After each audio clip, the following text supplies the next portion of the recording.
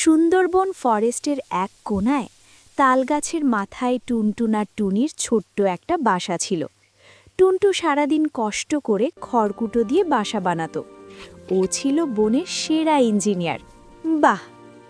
কিন্তু জানো, বনের অন্য পাখিরা ওদের একদম দেখতে পারত না, বিশেষ করে অহংকারী কালু কাক।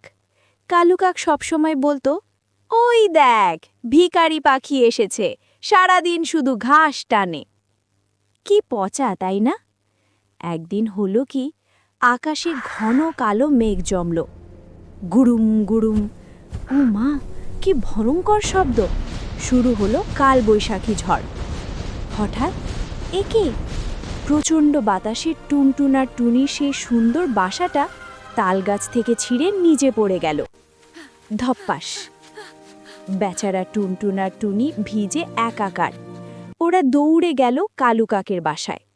টুনটু বলল, কাক ভাই, ও কাক ভাই, আমাদের একটু আশ্রয় দেবে? আমাদের বাসাটা ভেঙে গেছে। কালু কাক তো মহাবিরক্ত। সে কর্কশ গলায় বলল, ভাগ এখান থেকে, আমার বাসায় জায়গা নেই, বৃষ্টিতে ভিজেই মর তোরা। কি নিষ্ঠুর বাবা! টুনটুন আর টুনি মনের দুঃখে কাঁদতে কাঁদতে একটা বড় মানকচু পাতার নিচে আশ্রয় নিল। হঠাৎ টুনি দেখল ঝোপের আড়ালে রঙিন পালকের একটা অচেনা পাখি পড়ে আছে। টুনি বলল, ওগো দেখো, ওই বিদেশি পাখিটার কি কষ্ট হচ্ছে। টুনটু বলল, চল, আমরা তো ভিজেইছি, ওকে একটু সাহায্য করি। টুনটুন আর টুনি মিলে ওই বিদেশি পাখিটাকে টেনে টুনে মানকচু পাতার নিচে আনল। নিজেদের জমানো শুকনো পোকা থেকে দুটো পোকা পাখিটাকে খেতে দিল। আহারে, কত ভালো ওরা! এক্সাইটেডলি পরদিন সকালে রোদ উঠল, ঝকঝকে আকাশ।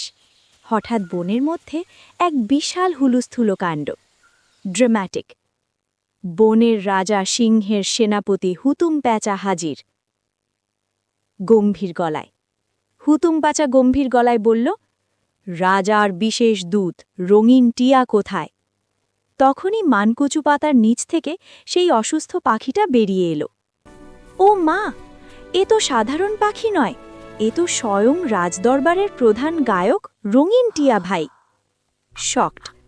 কালু কাক তো হাঁ করে তাকিয়ে আছে, একেবারে হাউ মাউ খাও অবস্থা। প্রাউডলি রঙিন টিয়া বলল, কাল রাতে ঝড়ে আমি পথ হারিয়েছিলাম, কেউ আমাকে দেখেনি, শুধু এই টুনটুন আর টুনি ছাড়া। ওরা নিজেদের খাবার আমাকে দিয়েছে, আমাকে বাঁচিয়েছে। হ্যাপিলি সেনাপতি হুতুম প্যাঁচা খুশি হয়ে বলল, রাজার আদেশ, আজ থেকে রাজপ্রাসাদের বাগানের সবচেয়ে বড় বটগাছটা হবে টুনটুন আর টুনির। এক্সাইটেডলি, আর জানো কি, রাজা ওদের জন্য ঝুড়ি ভর্তি মিষ্টি ফল পাঠালেন। ইয়েস, কি মজা! প্লেফুলি। আর কালু কাক?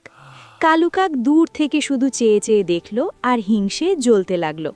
হি হি হি, উফ, জ্বলে পুড়ে ছাড়খাড়। আমরা কি শিখলাম বলো তো?